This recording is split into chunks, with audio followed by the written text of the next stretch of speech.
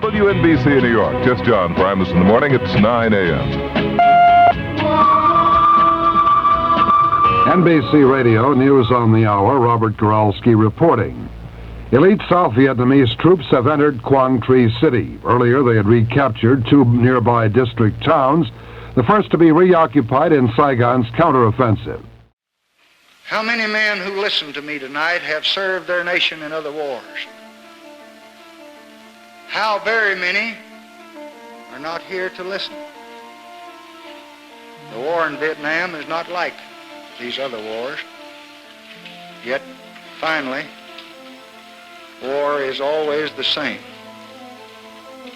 It is young men dying in the fullness of their promise. It is trying to kill a man that you do not even know well enough to hate. Therefore, to know war is to know that there is still madness in this world. I landed on the 6th of June, D-Day 1970.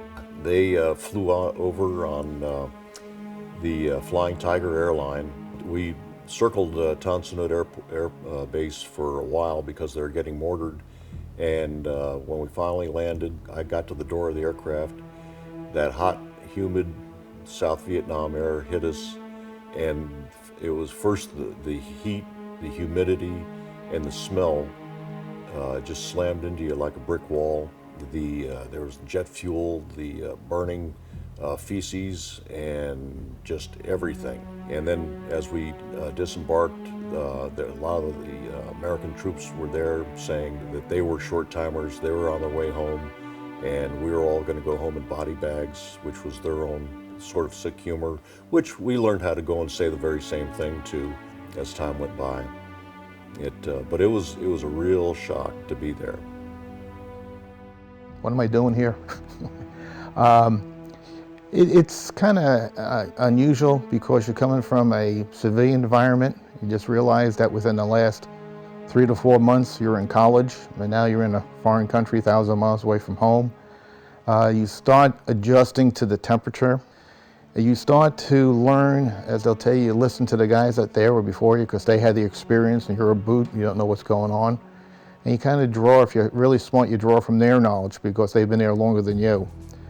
You start to learn what the smells are like, the sounds are like. And when I say sounds, it could be anywhere from a bombardment far away to a sampan going right next to you in the river. So you start to learn to adapt to the environment that you were there. What have I done? It was hot. It must have been 100 degrees, and you could hear outgoing mortar rounds in the distance, and it's like, what have I done? Let me go home.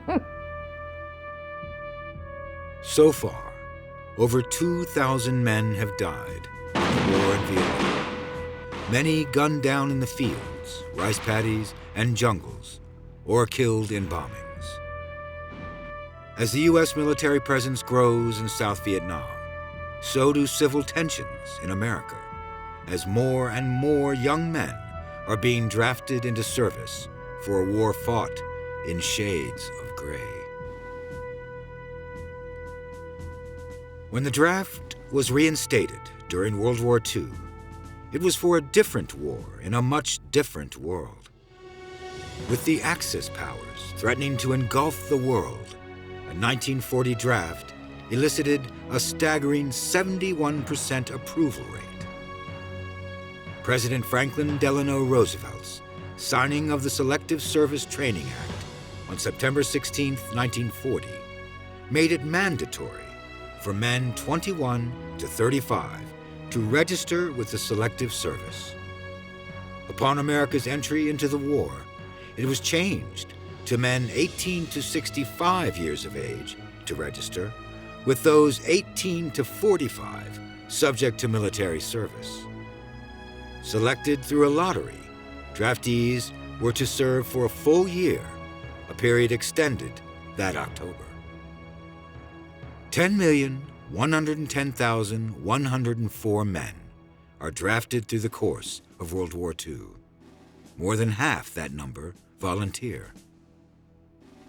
As the Cold War begins in the 1950s, Selective Service drafts 1,529,539 men to serve in the Korean War with 1.3 million volunteers. Vietnam is a less popular war. I didn't join up. I got drafted. I was pulled off the street and getting ready for the summer of 1967, and I lived on the Jersey Shore, and I enjoyed myself up there, and I got the letter in the mail. Congratulations, you have been selected, and the rest of his story is history. Even though draftees are a minority of armed forces members during the Vietnam War, they initially make up a staggering 88% of all infantrymen known as grunts. Because of this, the mortality rate is high amongst hardly trained draftees, making more than half of the deaths in battle. The Vietnam War is unlike any conflict before it, especially from a racial perspective. Integration of African American soldiers into the U.S. Army begins to change from black-only units to integrated ones with the Korean War. While President Harry S. Truman ordered desegregation of the armed forces in 1948, the final all-black unit is not ended until 1953. The Korean War is the first to follow Truman's new policy in action. 2 African-American Army sergeants earned the Medal of Honor during this war, Sergeants Cornelius H. Charlton and William Thompson. The war in Vietnam brings a fully integrated military, but not a fairly integrated one. African-American soldiers make up 12.6% of soldiers in Vietnam from 1965 to 1969, and mostly as infantry. Because of this, fatalities among black soldiers is at 20% of all combat deaths from 1961 to 1966. Selective service offers deferments to current college students and those in essential civilian occupations, a qualifier that, in itself, favors middle to upper-class whites.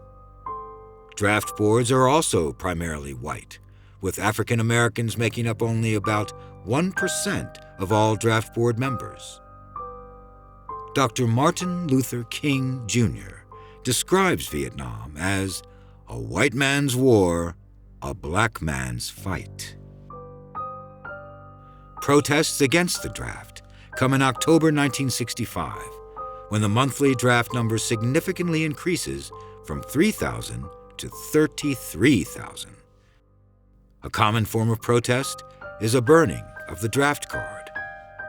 Heavyweight boxing champion Muhammad Ali is one of them, refusing to join the armed forces on April 28, 1967, citing religious reasons. He is sentenced to 5 years in prison, fined $10,000, stripped of his title, and banned from the sport for 3 years. An appeal keeps him out of prison, however, and the case is overturned by the Supreme Court years later. Ali's protest will bring further attention to the draft problem, one that affects the younger generation in the U.S. and will lead to civil unrest. To combat the stealth of the Viet Cong, the U.S. Army employs an herbicide and defoliant to clear the jungles of natural camouflage and also deplete their crops. It is called herbicide orange, or HO, but more commonly known as Agent Orange. Well, the big thing was about Agent Orange is how it got its name is from the orange band on the containers. Noting the success the British had with Agent Orange in the 1950s, President John F. Kennedy authorized the start of Operation Ranch Hand, designed to blanket enemy territory and battlefields with the chemical. One of the things I thought was very interesting is on our vessels we had what they call evaporators, converting salt water into fresh water. And when you were in Da Nang, which was our home base in Camp Tinshaw in Da Nang, they would come around and want to know if you want water, and they would have what they call these YOs, which was a Navy vessel to put water aboard our ship, and he would always refuse it. He would not take it. He would always use the evaporated water, converting further out the salt water to fresh water. And I've often wondered if he knew something about Agent Orange, because that was one of the biggest things. Guys were coming down with Agent Orange, and he wouldn't take any of the water that the regular Navy was supplying to us. In 1969, a study will reveal health hazards linked to 2, 3, 7, and 8 tetrachlorodibenzodioxin, an extremely toxic dioxin compound.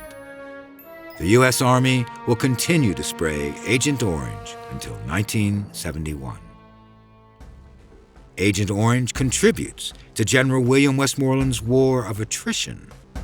His plan to overwhelm the enemy through the might and superiority of the American armed forces. He hopes to inflict insurmountable losses to the limited North Vietnamese and Viet Cong through a combination of ground forces and air support. His search and destroy missions are about to become a point of contention in how the war is fought. Thanks for watching. If you'd like to help us produce more compelling historical content like this, please like, comment below, and share this video with fellow history buffs. And of course, be sure to subscribe to help keep history happening.